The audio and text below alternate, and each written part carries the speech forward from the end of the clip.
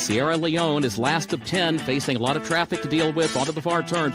Boot to Cachet has made the top clear, leads at a length. Against the rail, Diddy a second by a head. Keeland, her greatness, the leader. Keeland, her greatness, leads at a length and a half as they go to the far turn, oversubscribed. His second and a half length. She feels pretty, third to the inside, pounces a wide fourth to the turn. War Campaign draws within a half length of the lead. Now matching strides, Kings Barnes moves up behind him on the outside. Epic Ride swings wide, just a touch between horses. Door Knock has to shift lanes along with Sierra Leone. Boot to Cachet still has the lead. Didia, English Rose for the inside. She feels pretty, has the lead in the final furlong. Kings Barnes in front.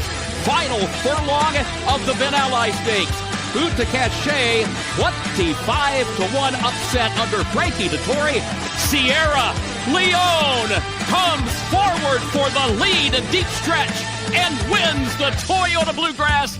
She feels pretty, a dominating performance. Welcome in, everyone. Week 3 of the Keeneland Look Ahead podcast, getting set here for the 2025 spring meet. Day number 9 of 15 on tap for Wednesday. Great to have you with us. Jeremy Plonk here from Horseplayer Now and Keeneland.com. We've got a big week of racing. Just 4 days, though. We're compressed after an 8-day opening week, first 2 weeks, however we want to call it. We're down to 4 days this week and then 3 days on closing week. 4 days this week because no live racing on Sunday for Easter. Happy Easter to everybody out there during the season. Sunny skies, 59 degrees in the forecast for Wednesday. Should be a fast track and firm to good turf for sure on a great day of racing. Coming up later this week, Friday will be the Double Dog Dare Stakes. A good one in the Distaff division. You want to check that one out on Friday. And then on Saturday, co-features the Elkhorn for the Turf Marathoners and the Ben Ally on the main track in the handicap division. We've got 8 races for you on the Wednesday card. We'll get to that in just a minute. We're halfway home in the 15-day meet, 8 days down to this point. Showing a handicapping profit. We had 2 strong days on Saturday and Sunday last week to close out that 8-day run. 205 ROI for every $2 bet. So we're showing a slight profit right now, 29% winners. Favorites are winning at 30%, which is well down for what we're used to seeing at Keeland. We've had 9 winners at 9 to 1 or 10 to 1 or more odds. So 9 double-digit winners in the first 8 days of racing. But interestingly, 6 of those 9 came over 2 days on the 8th and the 9th last week when the track was drying out. We talked about funky results on drying out racetracks. Things seemed to normalize a bit after that. You saw my handicapping percentages rise, and we had some good days. 4 winners on Saturday, 6 winners on Sunday. So part of that probably something to do with the difficulty of handicapping on drying out racetracks. Hopefully we get good weather this week here at Keeneland. The forecast looks good for Wednesday, Thursday, Friday. There's a chance of rain on Saturday, but we're well out from there, so maybe that can change up. As far as where the winners are coming from so far at this meet, Gulfstream Park, as you'd expect, on top. 22 winners have come from Gulfstream. They've averaged a 9-2 price.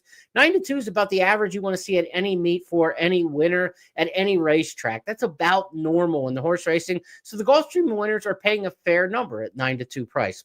At Fairgrounds, 14 winners have been second best at the meet. Those have averaged 4-1. So a little bit on the underlay side with the Fairgrounds horses. And then big balloons from Turfway, 13 winners from Turfway. So 22 Gulfstream, 14 Fairgrounds, 13 via Turfway. The Turfway horses involved a lot of those big bombs. They've averaged 17-1. So certainly the value plays have been from Turfway, and we kind of expect that here at Keeneland in the spring. In terms of sires, off to a good start at the meet. 5 winners for Into Mischief, 4 for Nyquist. So those two have been long-time successes here at Keeland. Into Mischief has a lot of numbers, though, so not necessarily the big percentage, but definitely off to a good start this meet. 5 wins for Into Mischief, 4 for Nyquist.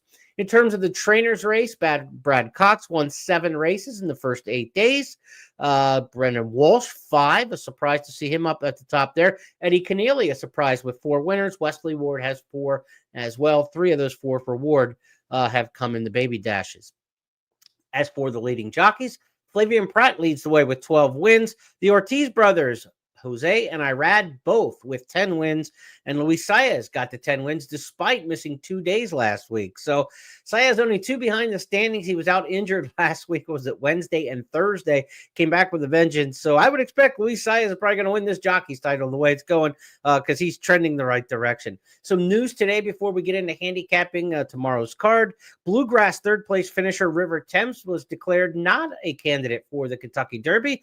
We don't expect him to enter the Derby now. He is headed towards the Preakness, perhaps, for trainer Todd Pletcher. So no River Thames, third place finisher out of the Bluegrass for the Kentucky Derby.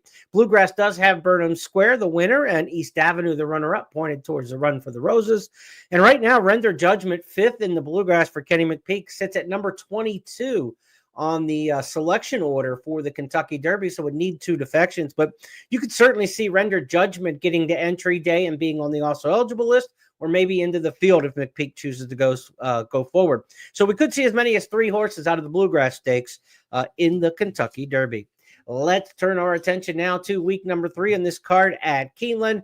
Let's go to the snapshot of the card to give you a look at the way this 8-race lineup, again, it begins at 1 o'clock, lines up. With 8 races, you've got a lot of overlap in the middle of the card. Races 4 and 5 are swing races, part of the early and late pick 4s and pick 5s. Those sequences begin in race number 1 with the early pick 5. That'll run 1 through 5, of course. Races 2 through 5 are the early pick 4. We get to our first key play of the day in race 3. That starts the pick 6. No carryover in the pick 6. Race number 4 starts the late pick 5. It's part of the early pick 5, and it is also part of the early pick 4. So a lot cooking there. Everything is cooking in race number 5, though. Early and late pick 4. It's the end game for the early pick 4. It's the kickoff to the late pick 4. It's the last leg of the early pick 5, and it's the second leg of the late pick 5. So race number 5, you'd like to have a key play in this one. We happen to in this on this day. I don't know if it's a single, but when we get to race number 5, you'll understand it's going to be a key play for us, but I don't know if you're going to be singling on this particular one. Then we've got our final key play coming up in race number 6. Toyota Super High 5 is the 8th and final. Let's get to our picks on this Wednesday card. We start things off in race number 1 with the Baby Dashers. We've had 5 of these 2-year-old races so far at the meet. 3 wins for Wesley Ward. He's kind of right where you'd expect him to be.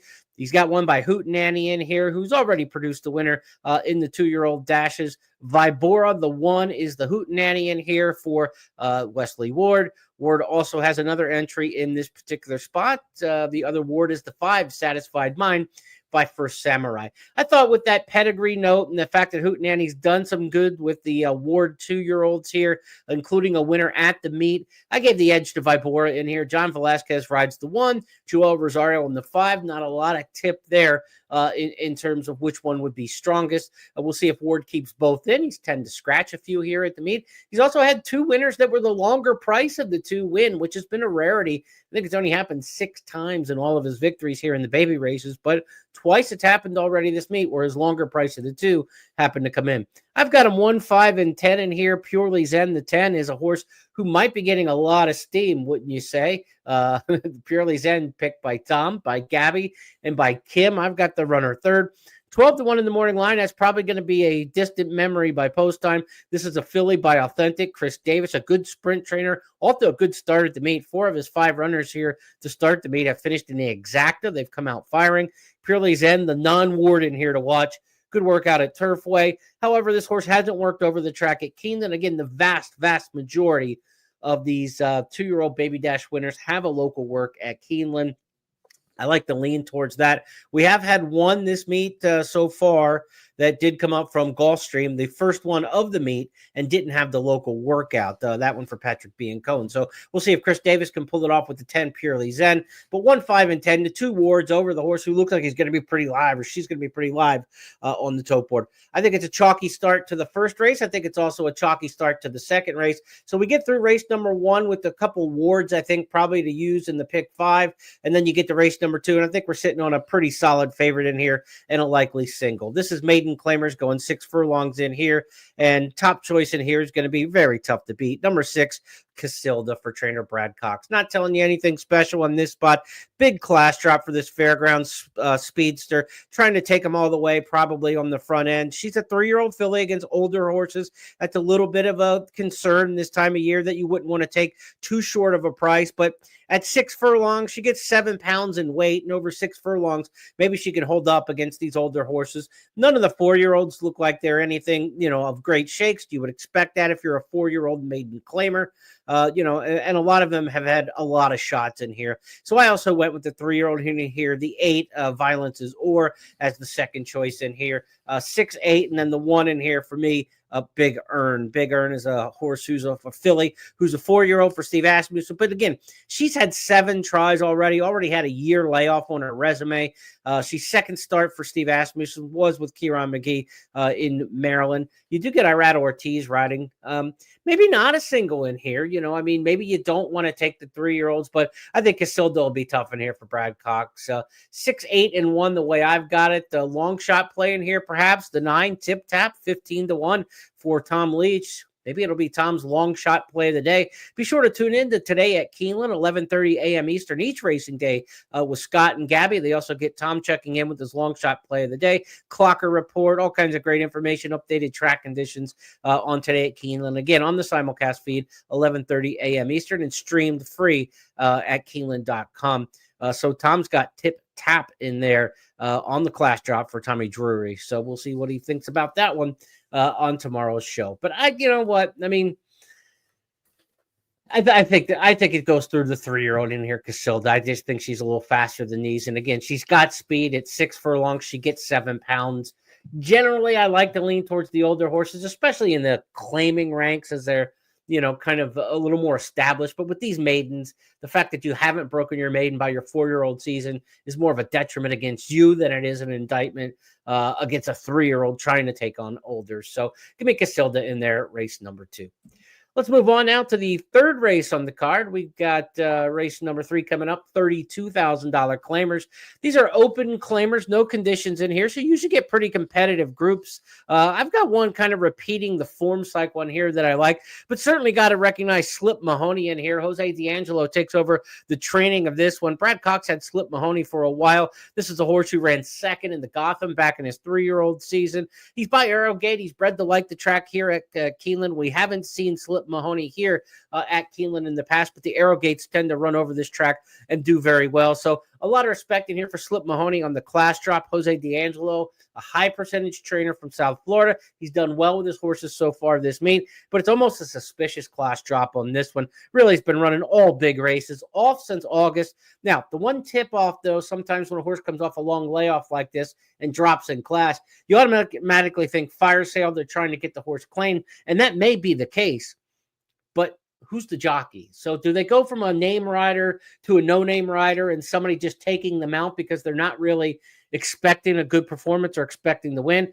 That Luis Saez takes this mount, I think, is a good endorsement for the 8 Slip Mahoney. So I think you have to really respect Slip Mahoney in here. But I've got one of my key plays on the card because I'm going to dig in here in race number 3. Slip Mahoney, I know, is going to get bet a bit, so I think it might help us on the price with number 5, Gilmore, my first key play of the day, starting the pick 6 here. Gilmore, my top choice, also the top choice in here for Tom, third choice in here for Gabby and Scott. So I don't think this horse is going to get bet much lower, if any lower, than the 9-2 morning line. Jose Ortiz rides for Joe Sharp.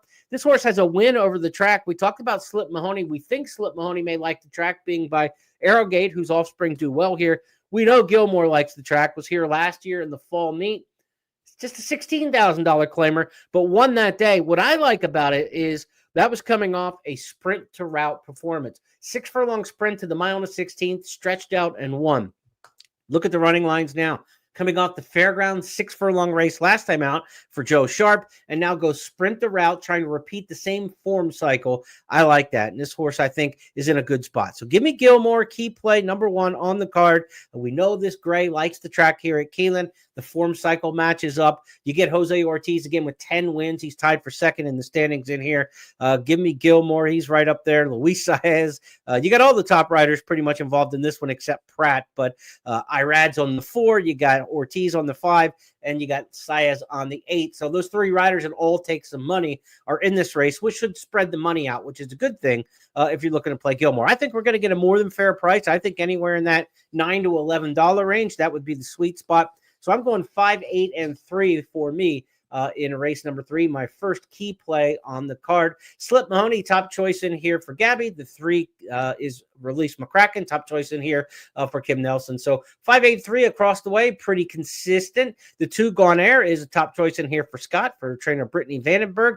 That barn popped with a winner already, the husband-wife team with Chris Amy. So maybe they'll try to hit a second one here. Scott's going back to Gone Air.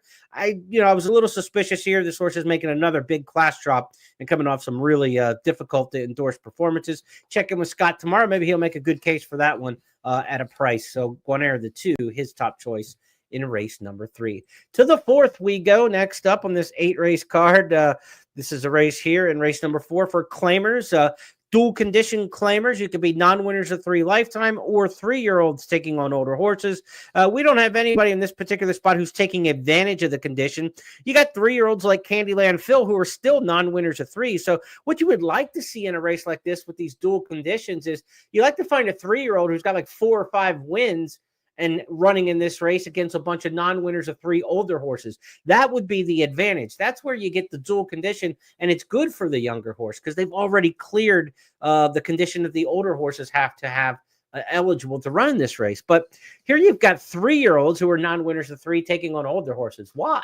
It's kind of like they lose all their advantage in this particular spot. So they do get a little weight allowance, 6 pounds, the weight allowance here for the 3-year-olds taking on elders. I went with number 6 in here, Dewey's Best, 4-year-old by the Big Beast, and a horse who's run okay here at Keeneland, has 1 career start, a good second-place finish. In a similar race, a $30,000 dual condition claimer back in the fall meet. That was a good effort that day, when with trainer Kelsey Danner. Since has gone to Marcelino Salas, and the form's just okay since then, but a lot of those races were on the synthetic at Turfway. Not embarrassing efforts, and again, we've seen these Turfway horses pop at some nice prices, kind of even, decent, just okay at Turfway.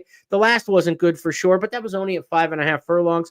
I think at 7/8 of a mile, this filly's gonna, or this gelding is gonna be right up on the pace. Dewey's Beast is gonna try to take him as far as he can. Martin Garcia picks up the mount in here. Garcia, a West Coast jock, getting the mount here before Santa Anita opens up on Friday and returns to their race meet. So give a shot in here. Dewey's Beast for me. Not a confident play in this particular spot. The 10 in here, Double Barrels, a 7-5 morning line favorite. Going to be a strong choice in here. Brad Cox on a huge class dropper here. This one was good 2 starts back ago at Oaklawn, and then last time really kind of threw in a clinker at 8-5. Bad effort there. Now takes the drop, but Cox gets Flavian Pratt. So again, on a big class dropper, you're worried about a particular horse. Maybe if the rider goes south and they go for like a lesser name or lower percentage jockey, but going to Flavian Pratt in here, you probably have to respect the 10 in here, Double Barrel. Going to be a short price. Panther, the 11, getting picked by some of the other handicappers. Sergio Donjon, the trainer, has just 2 wins and 31 starts this year. One of them came with this horse, though, back in March. So Panther, top choice in here for a couple of the handicappers. Another with some early speed. Expect the 6 to get out of the gate. Expect the 11 to get out of the gate. 7/8 of a mile here. There's not a lot of other speed in here, though, so those 2 probably control the pace. I would expect 6-11 to go out there. If the 10 Double Barrel is going to win this, turning back in distance from 2-turn races to 1, it's going to want it to go fast and try to close and go by them. But I've got it 6, 10, and 8. Coach Campbell, the other one I'm throwing in there for a piece. This is a horse who last time out beat non-winners of 3 while still a non-winner of 2 running ahead of conditions. So back against the non-winners of 3 again. That race was at Turfway. Give me the 8 in there for a little bit underneath. But in terms of the win end, the 6 or the 10, I think Dewey's Beast either wins this race wire to wire or Double Barrel comes off the pace and beats him. Just a class player coming by at 7/8 of a mile. So 6-10, I would look at 2 deep probably in this race, but if we could get a nice win bet in on Dewey's Beast, wouldn't be too shabby. It should be a fair number because all the money's going to come in here on the 10 Double Barrel. Let's change gears now to race number 4 to race number 5. Again, 4 and 5 are swing races in those pick 3s or pick 4s and pick 5s. And of course, the pick 6 is already underway. In race number 4, I mentioned going 2 deep. In race number 5, I've got one of my key plays of the day, but we're not going to jump here in race number 5 and say this is a single, because we are on, as the late pick 4 starts, a 30-1 bomb in here. Dear Scarlet on the island. Nobody else is picking Dear Scarlet in this particular spot. You know how much in these 12-horse field turf sprints I love post 3, 4, 5. I call them the power posts. They have an exceptional win rate for the, for the random odds of just a post position. They score well above percentage of what you would expect. And they also score at prices. And when I looked and I reran the numbers, because we haven't had a lot of 12-horse fields so far in the turf sprints here at the meet. When I ran the numbers, I looked at some specific different categories. And, in the maiden and the allowance ranks, it really makes a big, big difference. The stakes horses sometimes, maybe not as dominant from the 3, 4, 5, because good ones are able to overcome either the inside or the outside in the stakes ranks. But in these races, I think you definitely want to try to find something in that 3, 4, 5. The 3, Candy Mine, the 4, Dear Scarlet, and the 5, Fozzer have the power post. And I'm going to take the biggest price of those 3, because I think Dear Scarlet showed no speed at all in the first 2 races at Indiana Grand and at Ellis last summer, but came with a run both times, closed ground in both of those races. And now you get a rail rally potentially under Brian Hernandez Jr. That's what he does. That's his game, saving ground and trying to make a run. I think the horses inside of him leave, and he's able to kind of rally up the inside. I'm going to try to see if Brian Hernandez Jr. can't get through with Dear Scarlet, 30-1 in the morning line. Again, this is a key play for me because you don't get many 30-1s that you can make a case for and that you like. I'm going to go for it in this particular spot here. Look, we've had 10 of these maiden special weight races in the spring for the turf sprints. We don't get a lot of them for the 3-year-olds and up. Favorites have won 3, but 3 of the winners have been 16-1 or more. So you're just as likely to get a bomb in these races as you have been to get a favorite. That's one of the reasons I'm going to take a shot in here. Give me 4, Dear Scarlet. I like the jockey assignment. Horse had a little bit of trouble, awkward start, bumped in between horses in the trouble lines in the first couple starts. Comes in fresh since August, so just wipe it out. We're starting new with Neil Pessin, and we're going to see if Brian Hernandez can't get a little inside rally on Dear Scarlet, one of my key plays at 30-1 in the morning line. That's 4 of the others in here to keep an eye on. The 7, Izzy Sweet Girl. The 10, Magic Escapade. And the 3, Candy Mine for me. I think this is a race. It's a key play for me on the day, but I think you want to be 4 deep in this particular race. I did not use the 6 software amongst my top choices. This is Graham Motion teaming up with Flavian Pratt. Off since Delaware Park on the main track in the career debut. Been training at Fair Hill in Maryland. Hasn't necessarily gotten the best weather over the winter. This is one that didn't go south with his horses to Florida. I'm going to take a shot against software in here, who's 5-1 in the morning line, but based on Scott and Gabby both picking that horse on top and Tom as well, you're probably looking at a shorter price on the 6. The morning line favorites, the 8, Practical Love, another one that I don't think, did not run well on the turf in the 1 start on turf. So I'm going to try to beat those horses when it comes to the grass. This race for me, 4, 7, 10, and 3. The 3, the other one in the power post that I give a good shot to for Rusty Arnold, who's a good turf trainer, turf sprint trainer over the years for sure. Leinster and others that you can remember that he's had in his barn. Gear Jockey and company that have done a lot of good things on the Keeland turf sprint scene. 4, 7, 10, 3 for me in race number 5, and we'll use all of them in the pick 4s and pick 5s swinging throughout that race. We move to race number 6 next up here on the Keeneland Look Ahead podcast. Want to remind you to get more information from me each and every race day. Be sure to sign up for my Substack. You get updated handicapping information to your email inbox the morning of each race day at Keeneland. I send the Substack after scratches and changes each racing day. So you get the latest information on track conditions, who I like, my updates through Substack. Also, you'll get information throughout the Triple Crown season there, my countdown to the Crown scouting report each and every week, handicapping information throughout the course of the year, not just during the Keeneland season. It's free to sign up, Substack, jeremyplonk.substack.com. Be sure to sign up for that today. Let's go to the 6th race next up on this 8-race card. Final 3 on the program.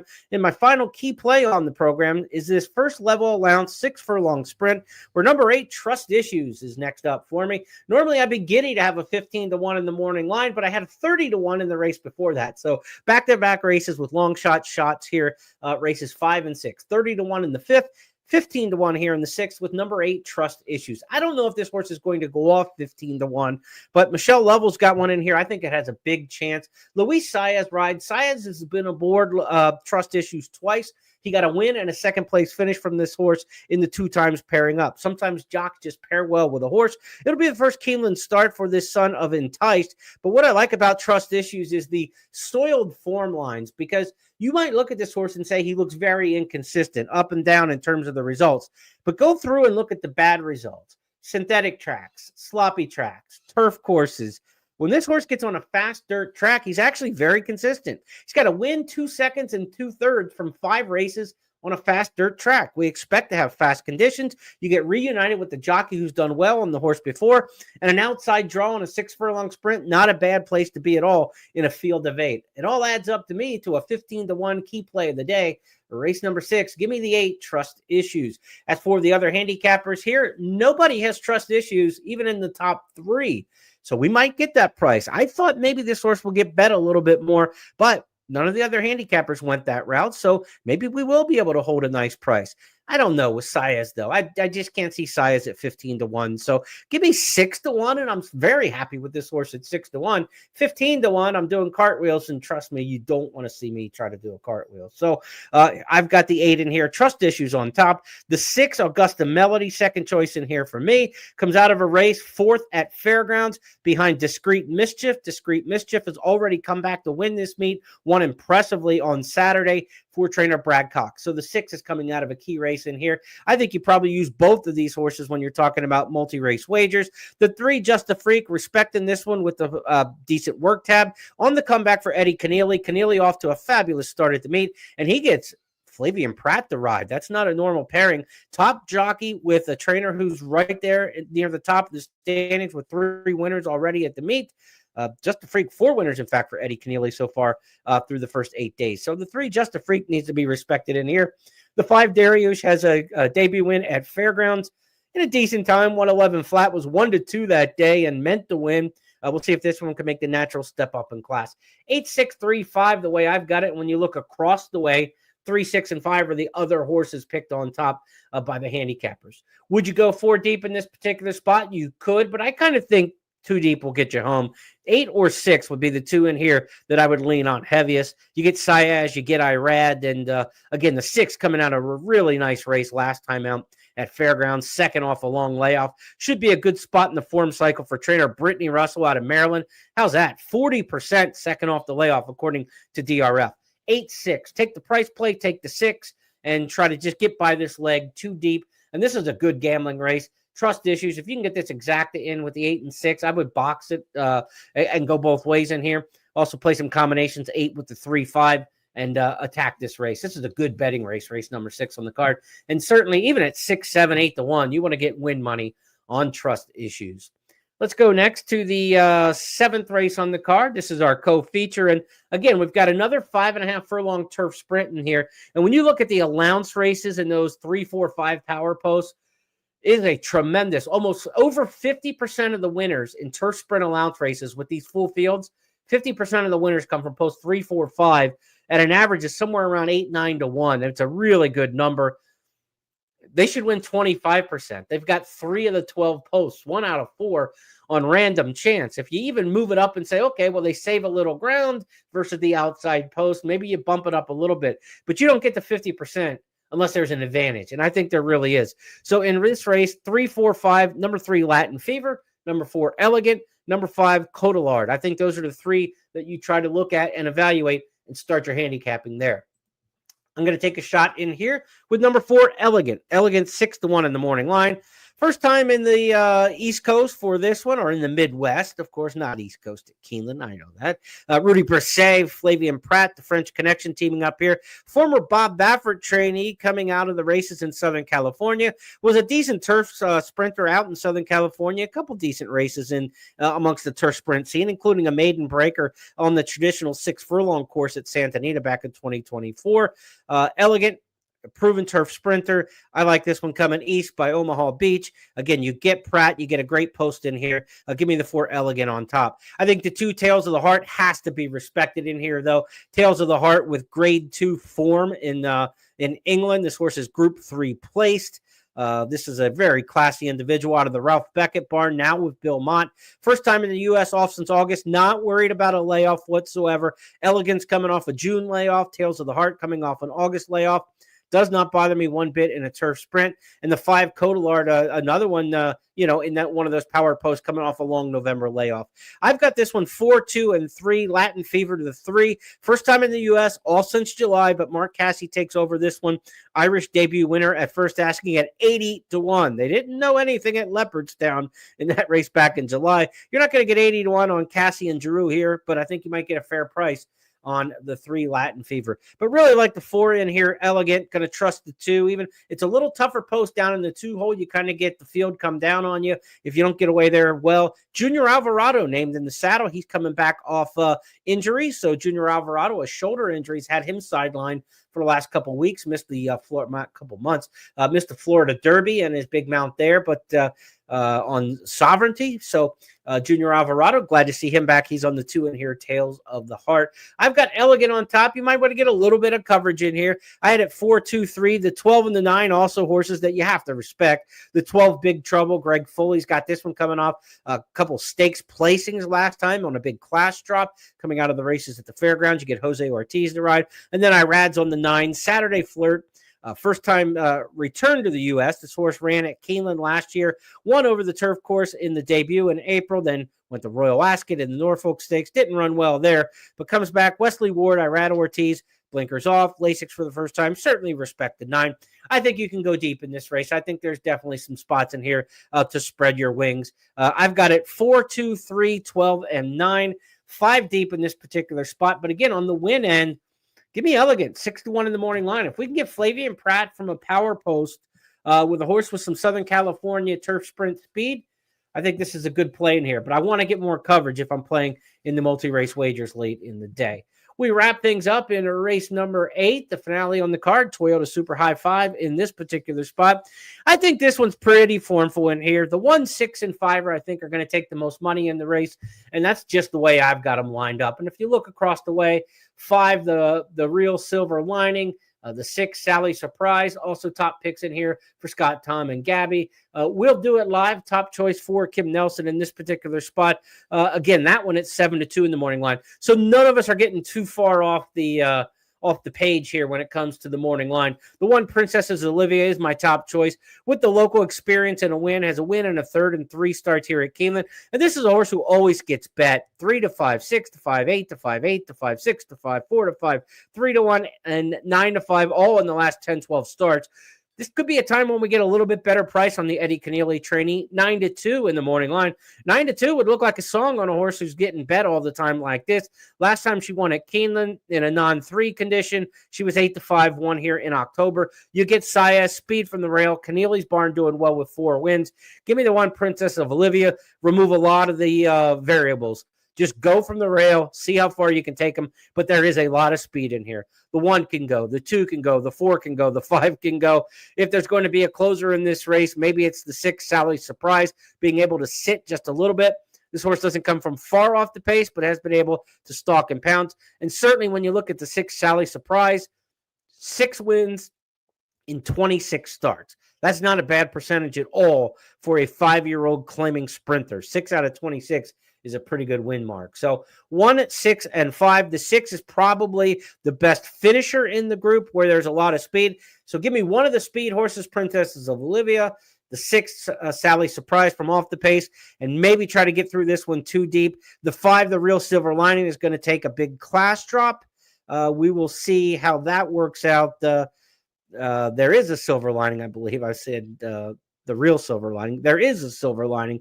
The 5 is going to be part of the pace. And I don't know. I just can't take too many pace horses in this particular race, or else I'm getting too deep. If I would rather spread in race number 7, where I think there are a lot of good options, than in race number 8, where I'm just not quite sure where the pace meltdown would come from. So give me the 1 and the 6 to wrap things up. And Princess is Olivia, the top choice in there. But if you get an overlay price on the 6, Sally Surprise, absolutely would be a play with a good pace setup for that one. Sally Surprise, top pick for Tom. That will wrap up tonight's podcast. Thanks for joining me on this Tuesday night as we get set for Wednesday's racing. Again, first post 1 o'clock, day number 9 of the racing meet. 59 degrees in the forecast and sunny skies. We should have fast track and either good or firm turf. A little bit of rain on Monday during one of the dark days towards the evening. Thunderstorms pass through Lexington. But again, we should be good to firm on the turf course. Be sure to check out the updated scratches and changes at Keeneland.com and on X at Keeneland Racing. I'm Jeremy Plonk from Horseplayer Now. I will be back tomorrow, 8:30 Eastern, for the Keeneland Look Ahead podcast when we preview a 9-race Thursday card. And again, to get updated information sent to your email inbox, sign up for my Substack, jeremyplonk.substack.com. Have a great night and good luck on Wednesday, everybody.